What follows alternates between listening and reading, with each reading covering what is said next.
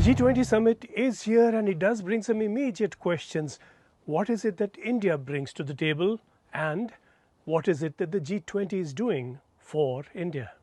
I think there are two things, Sanjay. The first is that India is leading an agenda which focuses on the global south. That is essentially saying that the G20's agenda in the past has been dominated by the developed countries, by the countries, the richer countries.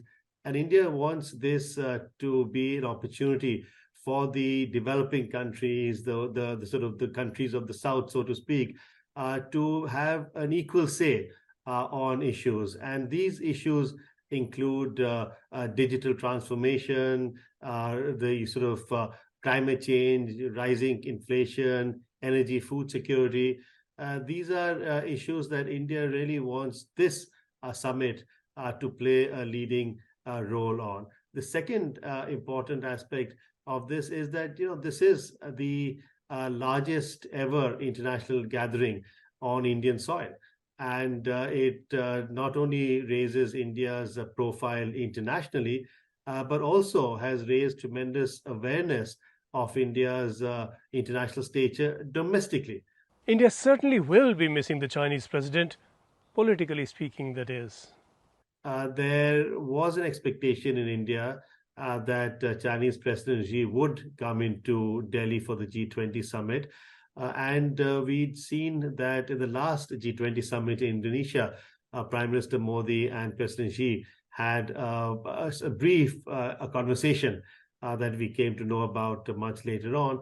And again, they had another brief conversation at the BRICS summit in South Africa recently. So there was expectation that President Xi would come to Delhi, that this would be an opportunity to, of course, focus on the multilateral agenda, but this could be an opportunity also to continue the conversations that the two leaders had been having in South Africa most recently and Indonesia earlier. So my sense is that there is a disappointment in Delhi that the Chinese president is not coming. Also, if he had come, it would have provided India another diplomatic achievement, and that is the possibility of hosting bilateral meeting between the US President Joe Biden and Chinese President Xi. But of course, this also will not take place now. There is no global issue quite as overwhelming as the war in Ukraine. There is no issue proving quite as divisive as this one. And this does bring challenges for the Indian government, particularly with a view to securing agreement over any Delhi declaration. India, as you know, has been walking a tightrope on this, and it has made it very clear. I mean, the Indian Prime Minister has said that this is not time for war, really, and the dialogue needs to take place. Having said that, India has not condemned nor condoned Russia's invasion of Ukraine, but there is very little that India can do substantively to restart negotiations between the two countries, especially when there really isn't the will of either country to have these negotiations. So the Ukraine issue is going to figure in the G20 summit. There is no hope of any agreement between the differing sides on the Ukraine conflict in the G20.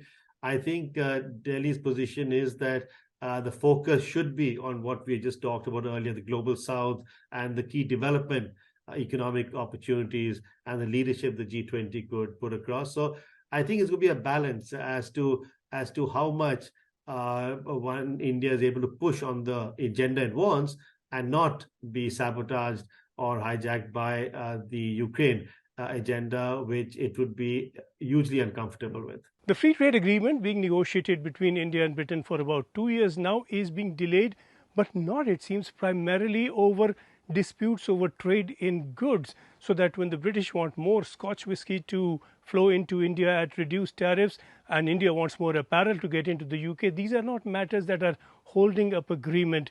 The delay is coming from other issues, and Dr. Prachi Agarwal, who is senior trade economist at ODI, the global affairs think tank, sees three issues in the way. The first issue we know, obviously, is the big one, the professional visas, where India is trying to push for more professional visas in the UK. But we need to remember that immigration is usually not an FTA issue. I mean, historically, immigration has not been negotiated in an FTA. And yes, India is pushing for it because it's a major point for them. But we know that the UK Home Office is really worried about its implications. India does appear to be negotiating hard for movement of more Indian professionals to the UK and for longer. But there are other issues that have arisen that are not about trade in goods. The second main issue would be IPR in medicines, IPR as in intellectual property rights.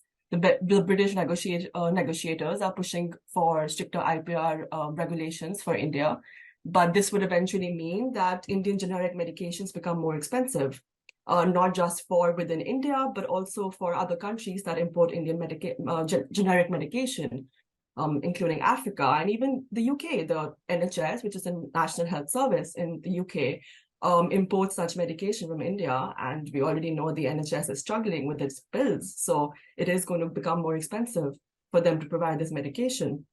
So if the British were to have their way here, it could end up helping a couple of British firms, but it would damage the Indian pharma sector and it would damage healthcare around the world and in Britain itself.